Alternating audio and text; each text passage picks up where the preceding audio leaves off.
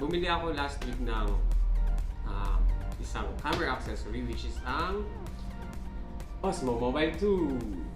Yan. So binili ko to sa Virgin Mega Store for 54 BD. So it's almost around the same na din naman ng price sa Pilipinas. Around 7,500. Yan. Actually excited na akong gamitin siya. So, sobrang pagka-excite ko, natanggal ko na yung plastic. Nakalimutan ko mag-unbox nga pala ako. Mag-video nga pala ako ng unboxing. So, yan. Let's try to open this one. See what is inside. So, let's try to have it. So first, there is a manual. Meron siyang tatlong manual. No, it's only two. The first one is a quick start guide and the other one is safety guideline guide.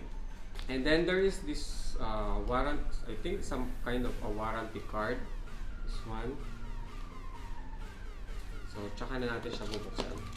But now, let's try to open the box. So, taran!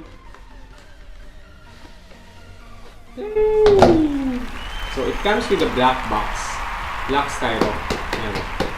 Sturdy naman siya, matigas. So, pwede mo natin siyang gamitin as your lalagyan para kapag ka nagta-travel ka, hindi mo na kailangan hindi ka mag-worry na baka masira itong gimbal mo kasi kung saan lang nasusuksok. At least meron na siyang lalagyan talaga na para sa kanya yan.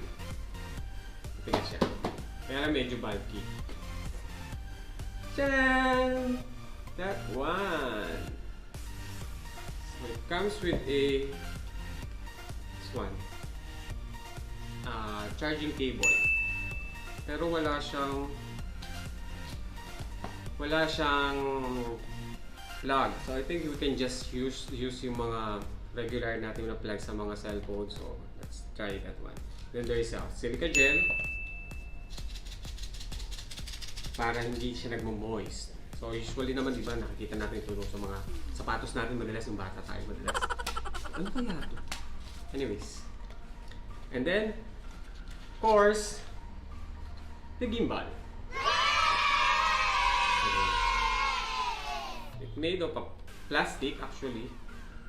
Plastic yung material niya. And then, ayan, nandiyan na yung mga logo niya. Osmo. Then, there's also here a label, DJI.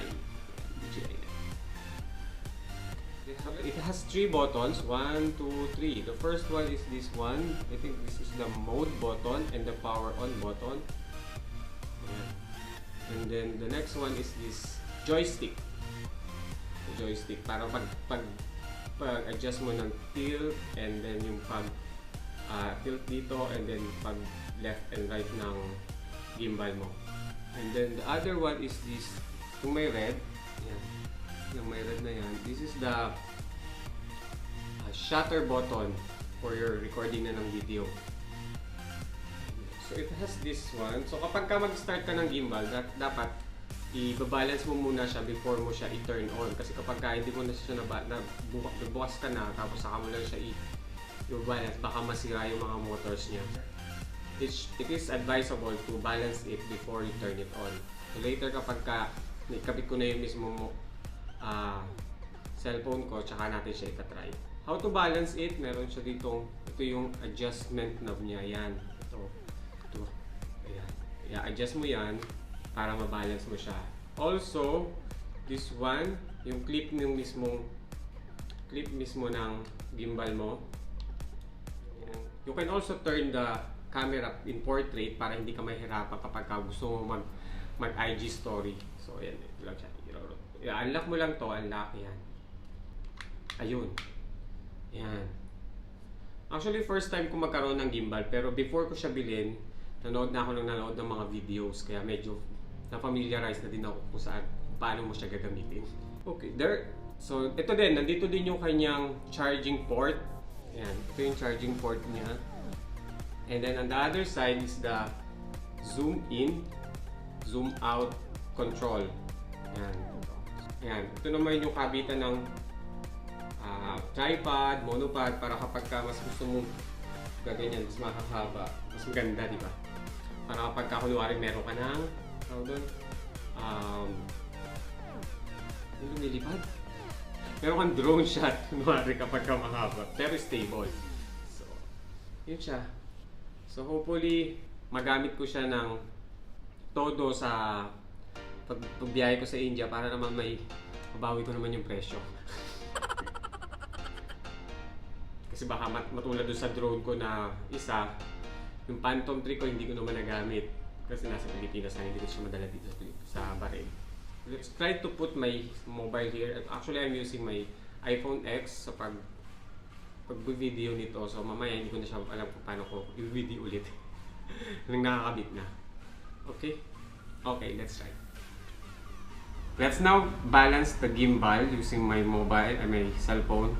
Bali, meron na akong naka-install talaga dito na DJI Go Up dati. Kasi para dun sa Phantom 3. Let's try to open it and balance the gimbal first. Where is my DJI Go Up? Okay, and then let's try to connect. It is connected via Bluetooth. So lagay ko muna siya dito. Ayan. And so, ayan, hindi siya balance, diba? So, to balance it, we have to adjust this side. Ayan. Ayan. Madali lang naman siyang i-balance. So, okay. So, balance na siya. So, lock mo na lang to. Lock it again. And then, ayan. Kita mo, balance na yung mismo to. Pag ganyan niya. Balance na yan. So, next one we have to balance is this one. Kailangan ko kasi naka-balance. Ay, ayan. Balance na din naman pala almost. So, konti lang yung i-adjust mo. So, you can adjust it from here. I-usog-usog mo lang ng konti yung left and right. Ayan. Papunta doon sa kabila. Papunta naman dito sa kabila. So, para ma-balance. Balance na siya.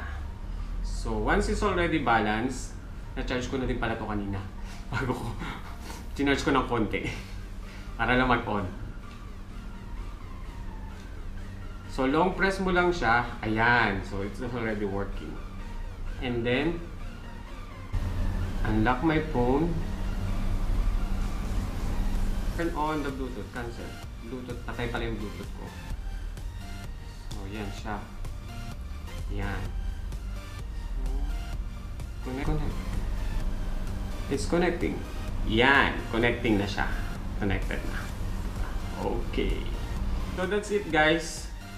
Let's see kung mabibigyan justice ko yung paggamit ng gimbal. Okay? Okay, that's for it now, guys. Thanks! So, para doon sa mga bago pa lang nakapanood sa channel ko, please hit the like button and subscribe. Salamat!